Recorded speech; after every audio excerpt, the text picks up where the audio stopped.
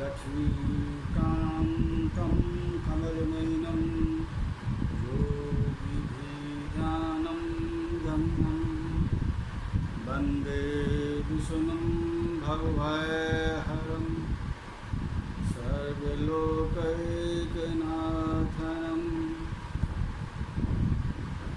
प्रवक्ता आधार पुरुषस्य नामः डॉक्टर कृष्ण नारायण झा, साहित्य व्याख्याता, जूठालाल संस्कृत महाविद्यालय मझोलिया, पश्चिमी चंपारण, कक्षा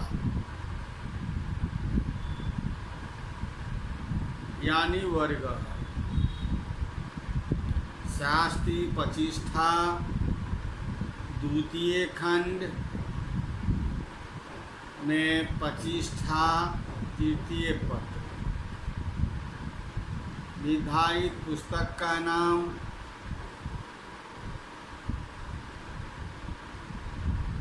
महाकवि भास रचित प्रतिमा नाटक, जो विश्वविद्यालय द्वारा 40 अंक की निर्धारित की गई है। इसके अंतर्गत आलोचनात्मक प्रश्न 20 अंक है एवं संस्कृत व्याख्या 10 अंक के, श्लोक हिंदी अनुवाद 5-5 अंक का 2 प्रश्न पूछे जाते हैं। आज का शीर्षक है यानी विषय है प्रतिभा नाटक में। आज का विषय है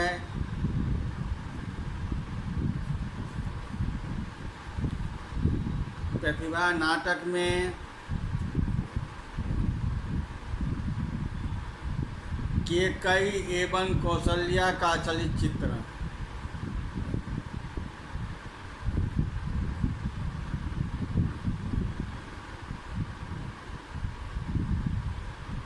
आज का विषय है आलोचनात्मक प्रश्न, महाराज दशरथ एवं महामंत्री सुमंत्र का चलित चित्रण।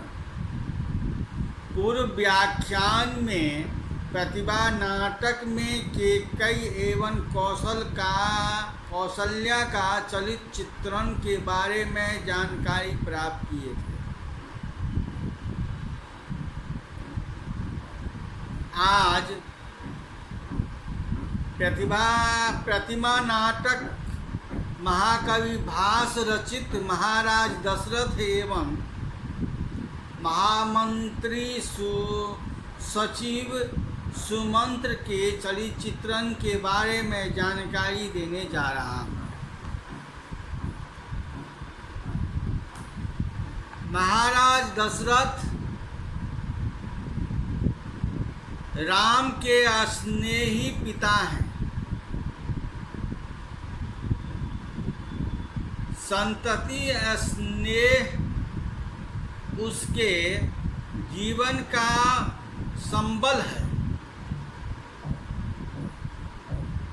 ऐसा संबल जो साधारण रूप से प्रेम नाम से जाना जाता है। दशरथ का यह संतति प्रेम ऐसे ही मूर्छा और विस्मरण की चित स्थिति बन गया है। वह राम गमनम के दुख के से उत्पन्न होकर उसी में अपना पर्यवसान खोजने लगा।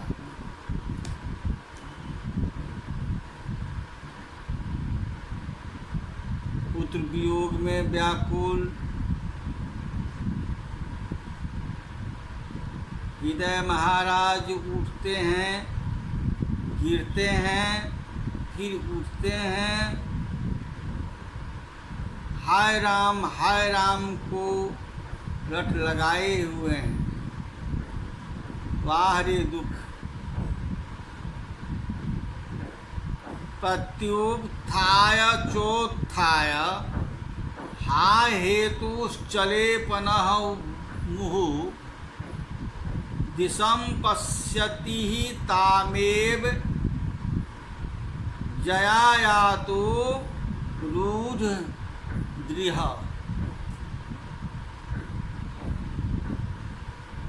पुत्र वियोग में उसके प्राण जलहीन मछली की तरह छटपटाते हैं। पुत्र वियोग साक्षात मृत्यु बनकर उनके सामने खड़ा है। उनका सांसारिक स्नेह टूटता जाता है। वे अपने दुख और कष्ट से घबराकर कहीं भाग नहीं पाते। दुख का यह अस्तित्व उनमें विचित्र परिवर्तन ला देता है। वे अपने भीतर सांसारिक स्नेह को टूटते बिखरते देख रहे हैं। उनकी चेतना के रंग रंग में यह वियोग व्याप्त हो उठता है। राम तो राम, लक्ष्मण ने भी उनका साथ छोड़ दिया है। रामेणापि परित्यक्तो लक्ष्मणेन च गहितः आय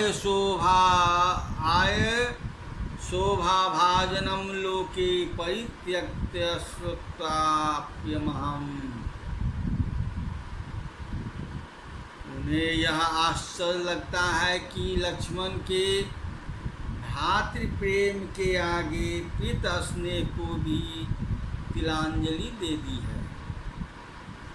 फिर भी उन्हें उन सबों को देखने के लिए अपनी आत्मा तरफ उठती है।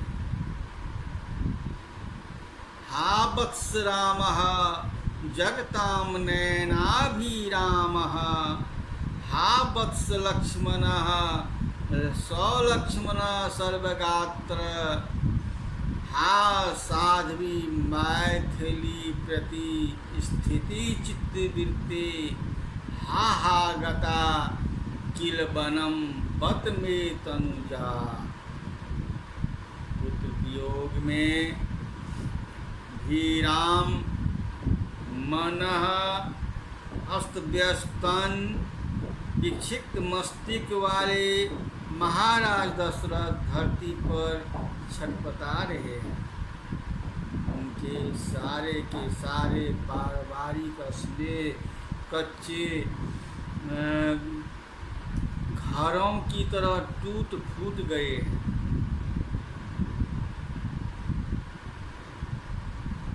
उनके सभी आध्यात्मिक भाव पानी के बुलबुलों की तरह खंडित हो चुके हैं। उनकी समस्त मेघ इस अप्रत्याशी विपत्ति के अंग से कुंठित हो चुकी थी। उन्हें प्रामाणिक प्रिय पत्नी भी व्याधि की अनुभूति उत्पन्न कराने लगी। वे दैव को कोसने लगते हैं।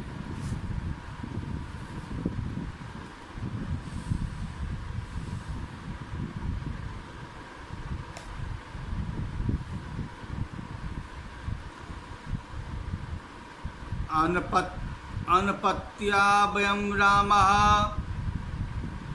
पुत्रवन्तस्य महीपते, वने व्याघ्री च केकयित्वया किं न कृतं त्रयम्। कौसल्या के यह कहने पर भी मैं वही अभागिनी हूँ। दशरथ तरफ उठते हैं,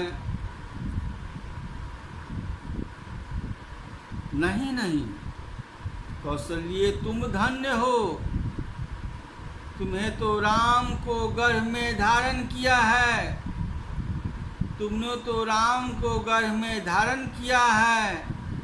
अभागा तो मैं हूँ जो अग्नि के समान असध्य उस दुख को न सह सकता हूँ और न दूर जा सकता हूँ।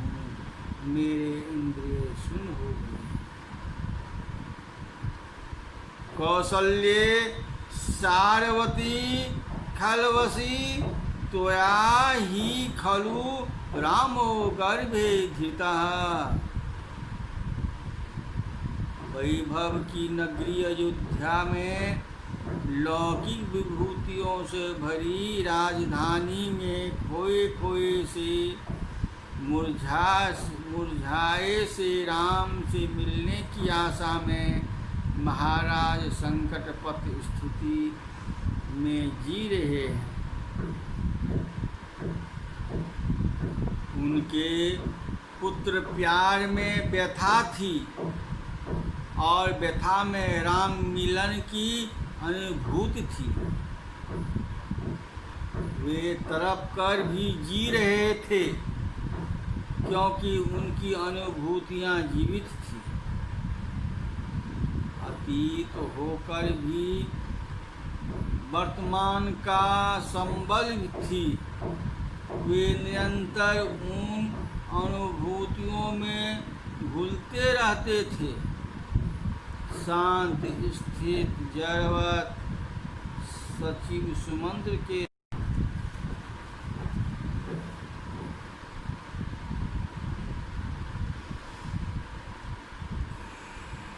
कौशल्ये सारस्वती खलवती त्वया ही खलु रामो गर्भे धृतः।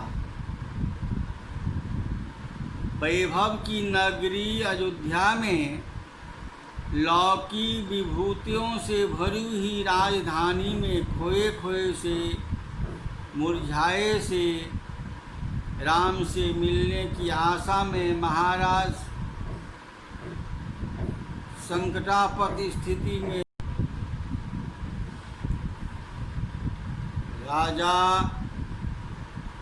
महाराजा दशरथ जी रहे थे आशा में, जो राम विभिन्न की तीव्रता से ही मूर्त बनकर उनके सामने उपस्थित रहती थी।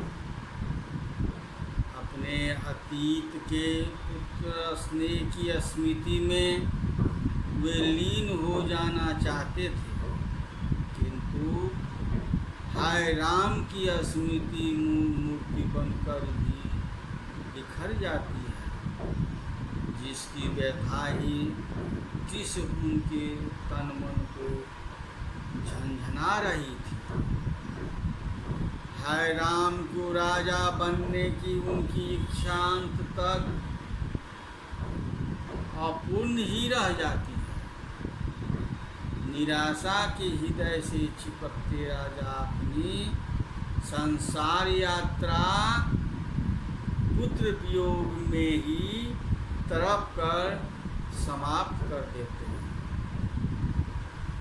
राम वैदेही लक्ष्मण अहमितः पितॄणां सकाशं गच्छामि। राम संज्ञां गच्छामि।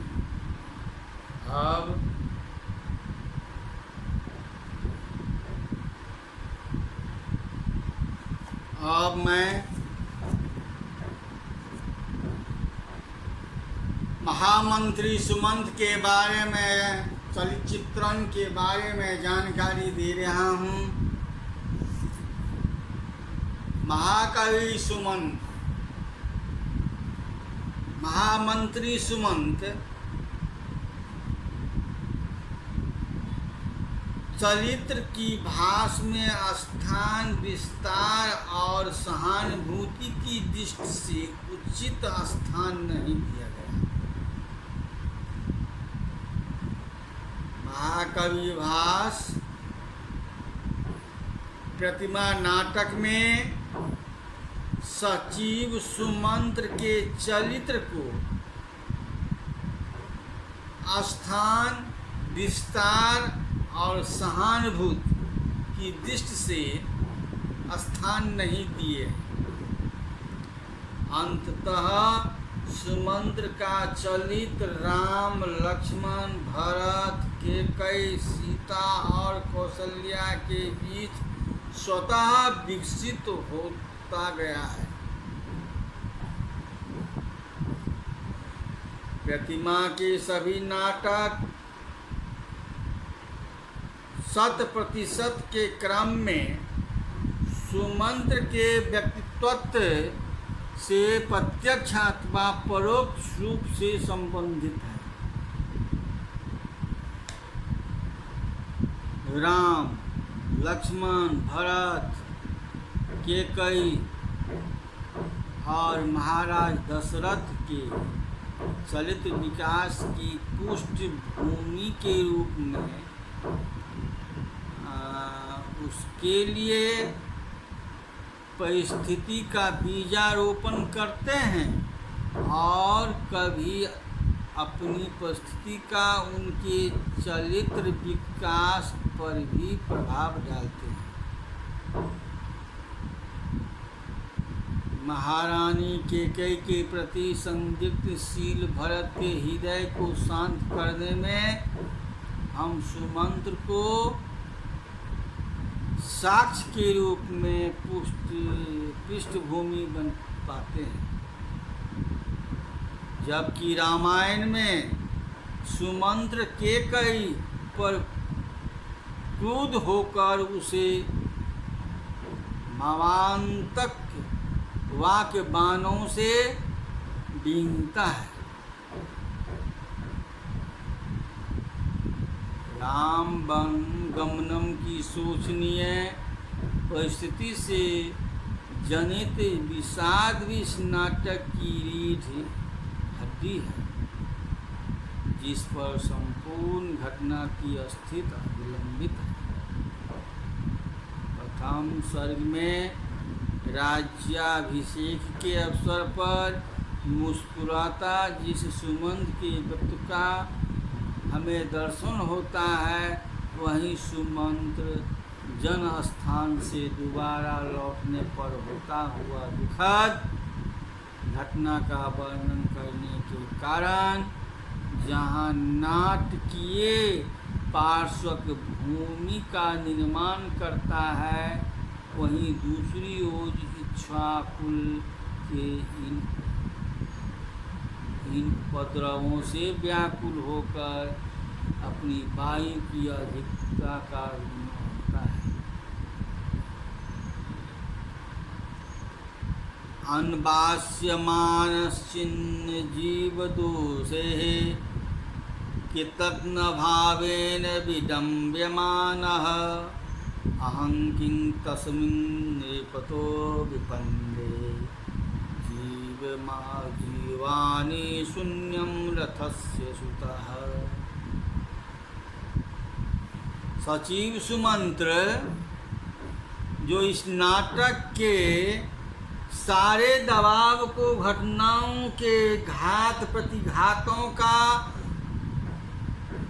अत्यधिक तीव्रता से अनुभव करता है और मानसिक रूप के दबाव के सारे वेग संग वहन करता है, वह नाटकीय घटनाओं के बीच का पात्र है। इसलिए उस पर तलहथनियों की चिकनाहट नहीं चढ़ गई, पर विघूर्ण की सारी प्रक्रियाएं वहीं अंतर्हित होती चली गई। इसलिए घटनाक्रम के दबाव पड़ने पर वही पात्र है जो बड़ी आकुलता के साथ उंगलियों की दसरों के बीच से भागकर इक्ष्वाकु वंश पर आई विपत्तियों के प्रशमनार्थं छटपटा उठता है। गोपहीना यथा गावो विलयम यानस्तपालिता एवं नृपतिहीनां हि विलयम यान्ति वै प्रजा। नाटकीय सारी घटनाओं का साक्ष्य उस समय पूर्ण इकाई का बेलन घूम घूम कर इसी को रौंदता है और यही प्रसारित होकर छोरों को प्रसार देता है। गृह कलह रूपी सारी आग की आँच इसी सुमंद पर केंद्रित होता है। यह वही सचिव हैं जिसके पास अयोध्या के राजकीय सारे संस्कारों की पूंजी है, राज परिवार की सारी क्रियाशीलता की पूंजी है। इस वृष सचिव के पास तर्क वितर्क से युक्त मेघा है और भावलहारियों से भींगा तरल हृदय। इसके अतिरिक्त अन्य पात्र गौण है, अतः उनके चरित्र में कोई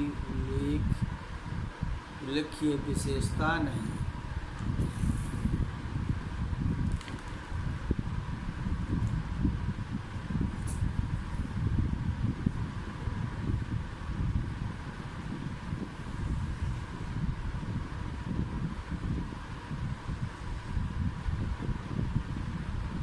महाराज दशरथ युगांत समीप आने पर डगमगाते सुमेरु की तरह या सूखते हुए सागर के समान अथवा तेल रहित और गिरते हुए सूर्य की अपार शोक सागर में निर्मग्न दुर्बल काजहीन एवं अचेतन होते जा रहे हैं। यहाँ में गौण तथा उपमान उत्कृष्ट दिखाई पड़ रहा है, क्योंकि भास बलपूर्वक महाकवि भास बलपूर्वक उपमान के साथ उपमेय का साम्य स्थापित करते हैं। उपमेय में ये सारे गुण भरे हैं, किंतु कवि में उनकी संभावना उपमान के रूप में की है। चूँकि उपेक्षा का प्राण है चमत्कार, अतः इस श्लोक में इस महाकाव्य में काव्यनिष्ठ उपमान का वर्णन हुआ है।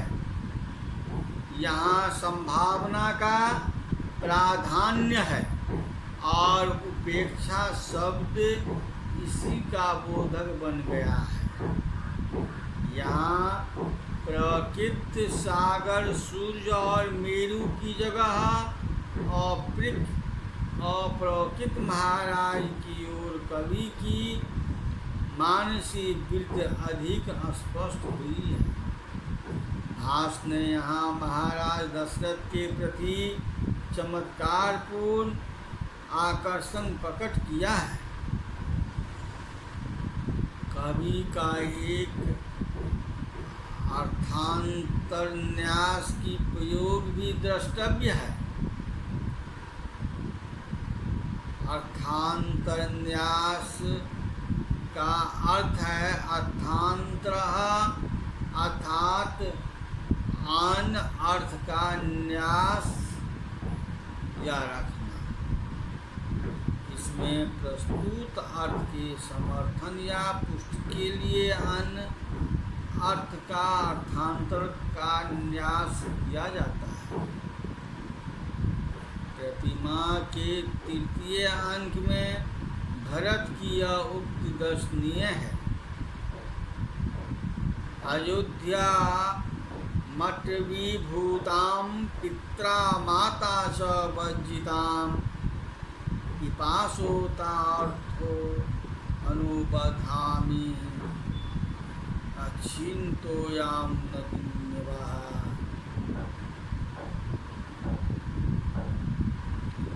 यहाँ सामान्य और विशेष के समर्थन के लिए समान और विशेष रूप को काव्यों की योजना की गई है। ये संयोजित वाक्य परस्पर स्वतंत्र होते हुए भी एक दूसरे के साथ संबंध है। इस अलंकार प्रयोग में कवि को जो सफलता मिली है वह उसके व्यापक अनुभव गम्य ज्ञान का निर्भर है। जैसा प्यासा आदमी सूखी नदी की ओर भागता है, इस कथन को जो चमत्कार है, अथवा भाई एवं पिता से रहित जंगल बनी अयोध्या में जो सौंदर्य है, वह कवि की व्यापक अनुभूति का ही प्रमाण है। प्रतिमा में कवि के एक रूपक का भी उदाहरण दर्शनीय है। तप संग्राम कवचम नियमृदांगकुशः खलीनमिन्द्रया स्वानां विहतां धर्मसारिथः। लक्ष्मण को बलकल देते समय राम ने कहा, इसे ग्रहण करो। तप रूपी संग्राम का कवच है, व्रत रूपी हाथी के लिए अंकुश है, इंद्रिय रूपी घोड़े की लगाम है और धर्म रूपी रथ का सारथी है। रूपक साहृदय गर्भ में अभेद प्रधान आरोप मूलक अलंकार है। यहाँ उपमेय को उपमान का रूप दिया गया है तथा आरोप विषय पर आरोप्यमान का आरोप किया गया है। सुंदर और व्यवस्थित आरोप से इस श्लोक का प्रतिस्थल आर्द्र है। एक और संदेह अलंकार का उदाहरण दर्शनीय है। अत्र आदर्श ही बल का कलानीवः क्रीमते सूर्यरश्मयः हस्ते तेन परिज्ञातं क्रीडेयं नियमस्पृहः। यहाँ राम के लिए बलकल पहले तो मनोविनोद का साधन बना और बाद में भी तप संग्राम कवच आदि में बिखरा। यह संदेश साधिश गर्भ अभेद प्रधान आरोप मूलम अर्थालंकार है। समाप्तम संपूर्णम। आज का पाठ